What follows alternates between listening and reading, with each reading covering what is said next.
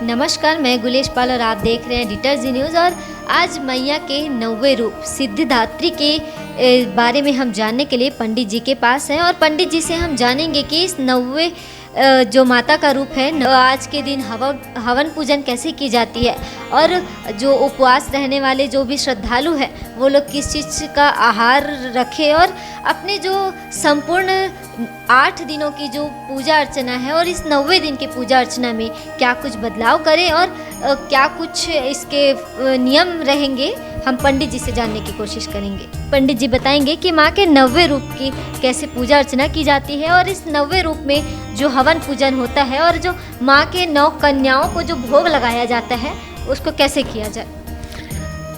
देखिए, नवमम सिद्धिदात्री च नवदुर्गा प्रकीर्तिता।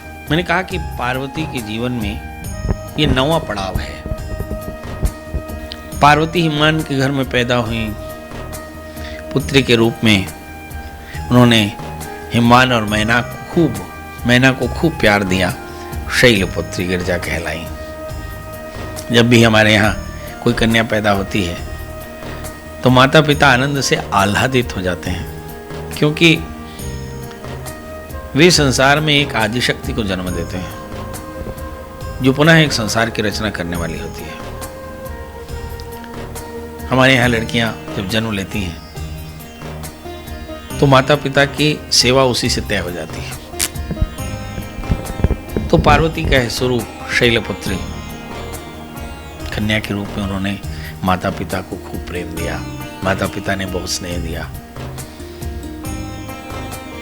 शिव जो परम लक्ष्य था, परम आदर्श था, पार्वती के जीवन में उस शिवत्व को प्राप्त करने के लिए वे ब्रह्मचारिणी बनी और खूब जंगल में तपस्या की। एक कन्या भी पढ़ती है, लिखती है, सीखती है, ब्रह्मचर्य का पालन करती है और फिर समय आने पर वो चंद्रघंटा की तरह सुयोग्य होती है और शिव के रूप में एक योग्य वर का चयन करती है। फिर कूष्मांडा बनकर के वो संसार को जगत जननी धारण करती है। देखिए, भगवती का नाम जगत जननी है, मतलब जानती है, संसार को जनन करने वाली कूष्मांडा। कूष्मांडा के स्वरूप में ही जगत जननी शब्द का प्राकट्य हुआ। कूष्मांडा के लिए जगत जननी की बात कही है कि जैसे कूष्मांड में, कुमड़े में छोटे छोटे बीज चिपके होते हैं गर्भ से, वैसे ही संसार माता के गर्भ में समाहित है।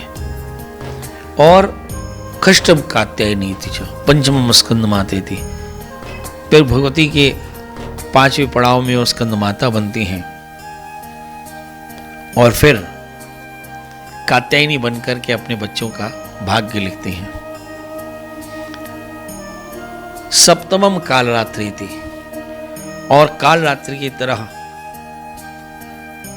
खड्ग और कुठार लेकर के अभय मुद्रा में बच्चों के संरक्षण में तैयार रहती हैं। महागौरी थी अष्टमम।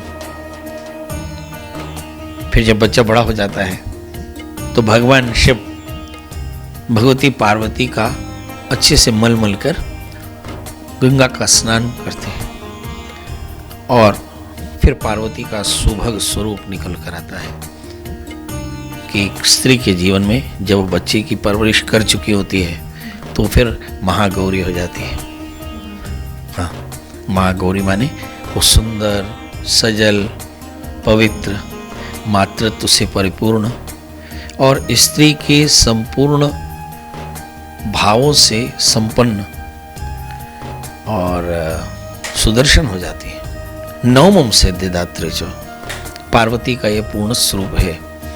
जब एक स्त्री वार्धक्य में आती है और अपने पुत्र पौत्रों को आशीष देती है, कल्याण करो, कल्याण हो तुम्हारा।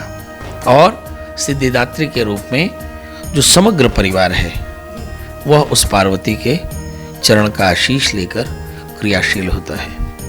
ये एक स्त्री का 9वां स्वरूप है जिसे हम दादी नानी कहते हैं, है ना, कि उनके निर्देश में सब प्रकार की सिद्धियां प्राप्त की जाती हैं। ऐसे ही पार्वती का यह 9वां स्वरूप है जिसमें भक्तजन भगवती के चरणों में बैठ करके समस्त सिद्धियों को प्राप्त करते हैं।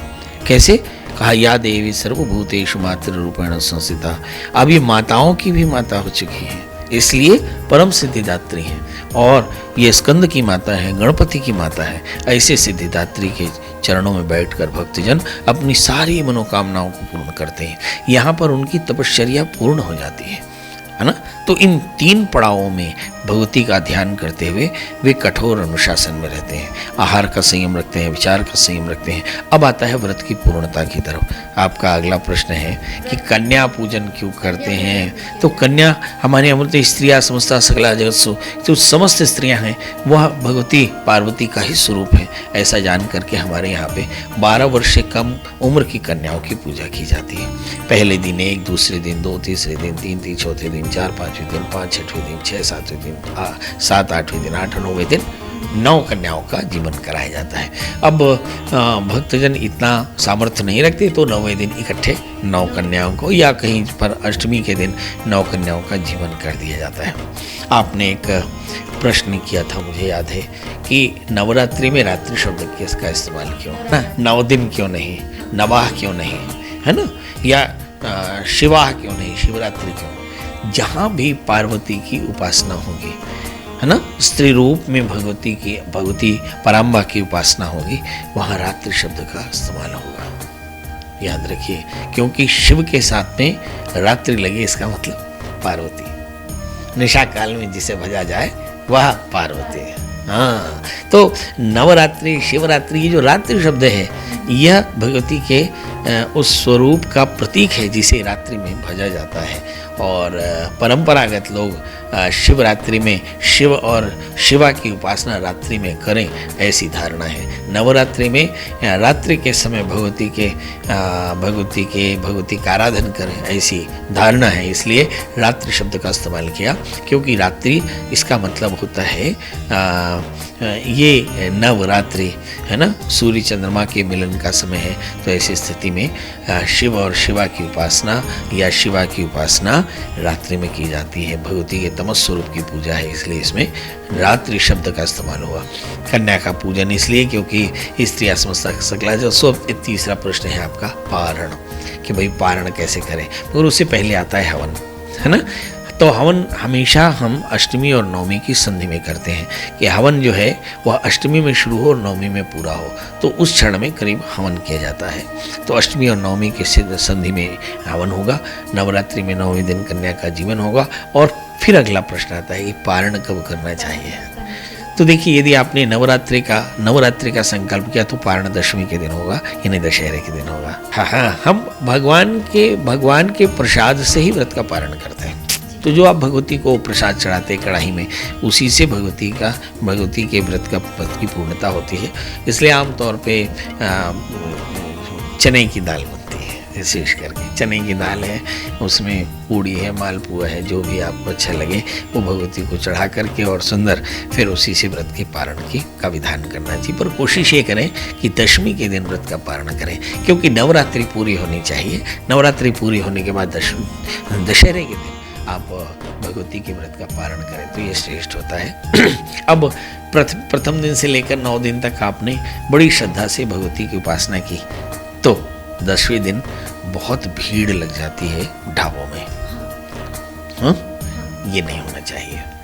शक्ति के संचय के बाद में शक्ति का अपव्यय नहीं होना चाहिए। तो जितने अनुशासन से आपने नवरात्रि में तप किया, 10वें दिन के बाद भी अपने जीवन भर आप पूरे वर्ष भर इसी तप का ध्यान करें तो आपको सिद्धियां मिलेंगी। यदि आप 8 दिन तप करने के बाद 9वें दिन या 9 दिन तप करने के बाद 10वें दिन अपने जीवन में अनुशासन खो बैठते हैं तो ये शक्ति की उपासना नहीं होगी, इससे आपकी शक्ति का ह्रास होगा। इसलिए मेरी प्रार्थना ये है कि जिस तरह आपने नवरात्रि में साधना की, उतनी ही श्रद्धा के साथ आप 10वें दिन और अपने जीवन भर इसी तपश्चर्या का ध्यान करते हुए महाशक्ति की उपासना करें। भगवती आप सभी की मनोकामना पूर्ण करें। एडिटर न्यूज़ की पूरी टीम को मेरी तरफ से शुभकामना, उनके दर्शकों को शुभकामना, देश के नागरिकों को शुभकामना। जो लोग भी इस चैनल को देख रहे हो, भगवती पराम्बा उनकी सबकी मनोकामनाएं पूर्ण करे, यही मेरी शुभकामना है। ये तो रहा माँ के 9 रूपों की पूजा अर्चना के बारे में, उनको कैसे प्रसन्न करना है उसके बारे में। साथ ही अब मैं आपसे विदा लेना चाहूँगी और कहना चाहूँगी कि माँ की ऐसी ही ध्यान श्रद्धा बनाए रखे और आपको नवरात्रि पर्व की बहुत बहुत शुभकामनाएं। माँ आपकी सभी मनोकामना पूर्ण करे।